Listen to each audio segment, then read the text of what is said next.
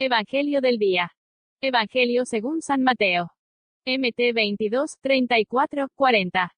En aquel tiempo, habiéndose enterado los fariseos de que Jesús había dejado callados a los saduceos, se acercaron a él.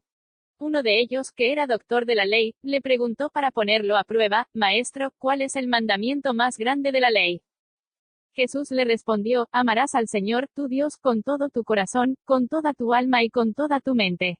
Este es el más grande y el primero de los mandamientos. Y el segundo es semejante a este: amarás a tu prójimo como a ti mismo. En estos dos mandamientos se fundan toda la ley y los profetas. Homilía del Papa Francisco. Queridos hermanos y hermanas, buenos días. En este domingo la liturgia nos presenta un pasaje evangélico breve, pero muy importante, cf.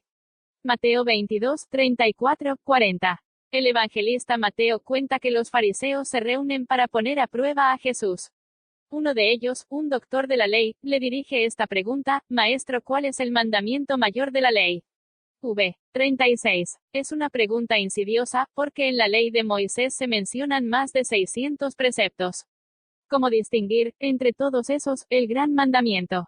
Pero Jesús no duda y responde: amarás al Señor tu Dios con todo tu corazón, con toda tu alma y con toda tu mente. Y añade: amarás a tu prójimo como a ti mismo. 37.39. Esta respuesta de Jesús no se da por sentada, porque, entre los múltiples preceptos de la ley judía, los más importantes eran los 10 mandamientos comunicados directamente por Dios a Moisés, como condiciones del pacto de alianza con el pueblo. Pero Jesús quiere hacer entender que sin el amor por Dios y por el prójimo no hay verdadera fidelidad a esta alianza con el Señor. Tú puedes hacer muchas cosas buenas, cumplir tantos preceptos, tantas cosas buenas, pero si tú no tienes amor, eso no sirve.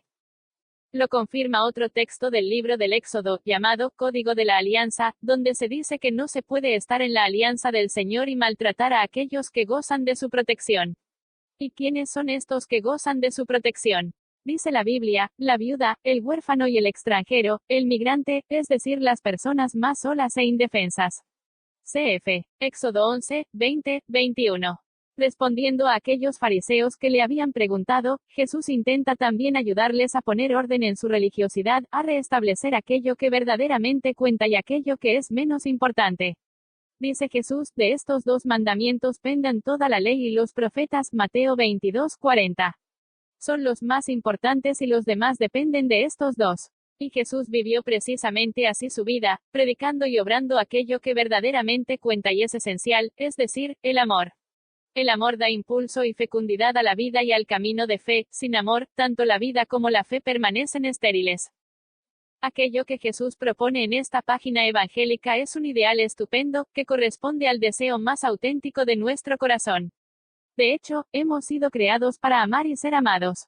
Dios, que es amor, nos ha creado para hacernos partícipes de su vida, para ser amados por Él y para amarlo y para amar con Él a todas las demás personas. Este es el sueño de Dios para el hombre. Y para realizarlo necesitamos de su gracia, necesitamos recibir en nosotros la capacidad de amar que proviene de Dios mismo. Jesús se ofrece a nosotros en la Eucaristía precisamente por esto. En ella nosotros recibimos a Jesús en la expresión máxima de su amor, cuando Él se ofreció a sí mismo al Padre para nuestra salvación.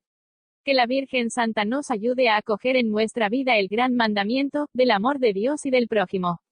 De hecho, incluso si lo conocemos desde que éramos niños, no terminaremos nunca de convertirnos a ello y de ponerlo en práctica en las diversas situaciones en las que nos encontramos. Ángeles, 29 de octubre de 2017.